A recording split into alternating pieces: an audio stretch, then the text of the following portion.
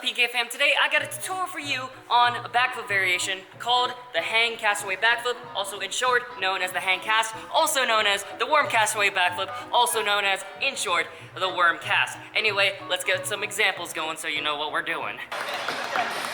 Come on, Seth! Yes.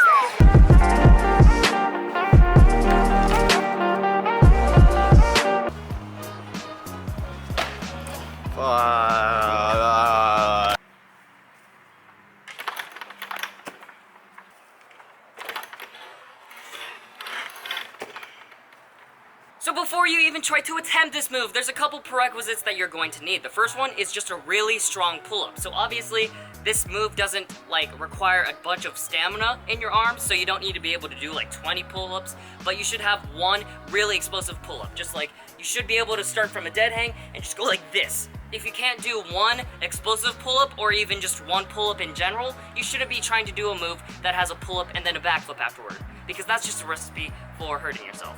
So if you don't have enough arm strength for a really explosive pull-up, then work out before you do this move, because yeah, you need arm strength. You should have basic forearm grip strength and just pull up in your arm strength. I don't know. This isn't a fitness channel. The other prerequisites is just a backflip and a castaway. My tutorials for both of those moves will be in the description below.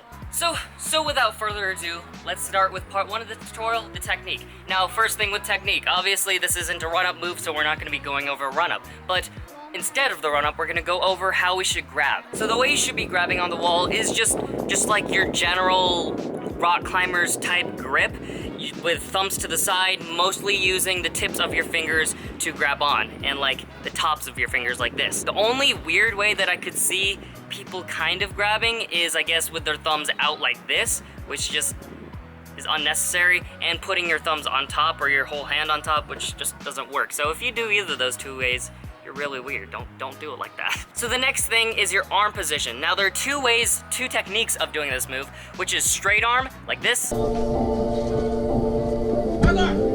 and bent arm, like this. Now, I originally learned this move with a straight arm, just kind of dead hang cast, and that's how I started off, and then as I tried making it more challenging, trying to get lower and lower with my hang cast, I eventually got used to bent arm. So that's the way that I feel is the most efficient, bent arm, because you can just, it's a lot easier to pull, and you can just get a lot more height instead of being in a dead hang. So that's how I'm gonna teach you. So fast forwarding, we're assuming you did all of your warm-ups, you are good at pull-ups, you just did one explosive one, so you're sure that you have the upper body strength for this move. Technique-wise, we're going to just jump relatively close to the wall. I wouldn't say completely next to the wall, because then you won't have much like outward motion, much rhythm. I would jump like a foot away from the wall with your forearms and your hands making contact first. Now what you want to do with your feet is slightly point them out. So it's like why we call it a worm cast. You're kind of doing a worm on the wall. So your forearms hit first, your chest hits next, and then your hips, and then your legs, and then I just kind of naturally did it. As soon as you feel like you finished the worm part up down to your knees, then you're going to arch your back again and try to get your feet out, which is kind of the cast part of this move. So this is the worm motion and then the cast motion. So worm, cast. Now after you do that cast motion and you feel like you've gotten as much cast, you've arched as much as you possibly can, this is where things speed up a lot. So you should have already watched my castaway tutorial. As you know, the technique for a castaway is arching your body like this, and then snapping, which is straightening your legs, and then tucking. So we're gonna do that same exact motion after we arch, except we're also gonna add in our arms, which is going to be doing that pulling motion. So once we feel like we've fully arched as much as we can, we're going to be snapping, straightening our legs, and then tucking. Now, as we're doing both of those motions, we should feel like we're trying to pull down on the wall. So just to clarify, when you're on the wall this whole time, you're not really pulling down. You should just be kind of in a hanging position. And then only once you snap and tuck, that's when you're pulling down. At that last few seconds, as I'm doing the snap and the tuck, I'm pulling down into that tuck. And then from there, if you've been feeling it out with me doing just that timer, you should feel like, dang, that backflip is like really wants to happen. If you don't feel like that, then something's going wrong and your rhythm is just off. And if you still can't figure out what you're doing wrong after this tutorial, in that case, you can message me on Instagram, direct message me on Instagram, send me a video, and then I'll help you figure out what's going wrong. But yeah, after you do all of those motions, it's just getting the balls and getting over the fear of just committing to that backflip. There isn't much to say about the landing. All backflip variations kind of are the same. You just spot your landing and then land. That's why once you learn the basic backflip, the variations of backflips get a little bit easier.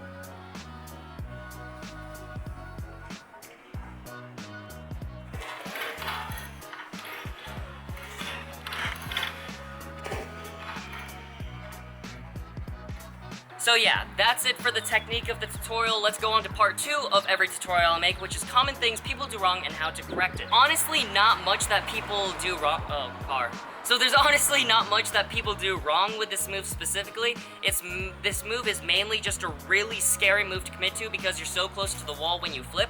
The most common thing is people not committing, just being too scared to do the full backflip. But the one technical thing that I've seen a lot of people do, and myself do, which slows down your rotation, is skip the snapping part. A lot of people do this with castaways as well, so it's understandable. So again, the snapping part is after the arch and before the tuck.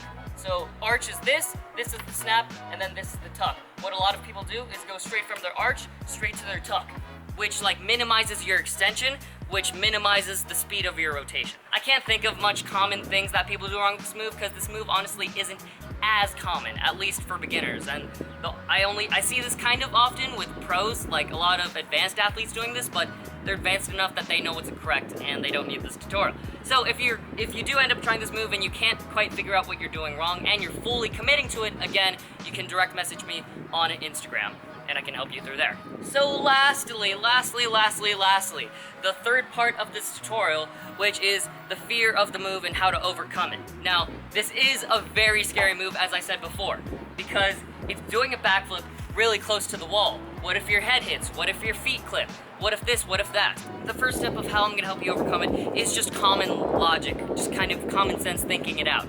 So if you're afraid of your feet clipping and you fully commit, the worst thing about your feet clipping is it just brushes along the wall, so like this, and then you tuck again. There's no way that you're gonna pull into the wall so much that your feet hitting it will completely stop your rotation. Your feet, at most, will just kind of slide up. And I would know this because my feet have clipped on the wall a couple times.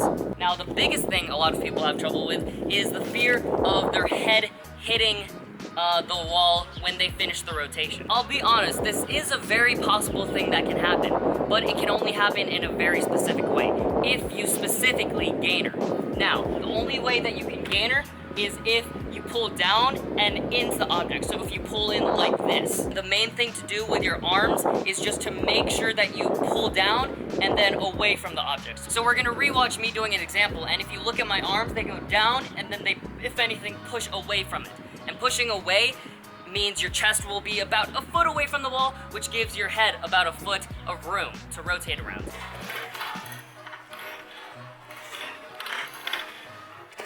So yeah, biggest thing, which is the scariest thing, just make sure you pull down and then push away. And the last thing people have a problem with this move, at least because they're scared, is they're just too scared to commit to it, no matter what. It's just the whole move. The thought of the move in general is just terrifying. And that fear is just your body saying, hey, you're not ready for this move. So in order to get ready for this move, it's basically doing progressions. So all of the prerequisites that I said before, having a nice pull-up so you're confident in your arm strength, having a backflip, having a castaway, and then just learning a bunch of wall tricks even to get comfortable with flipping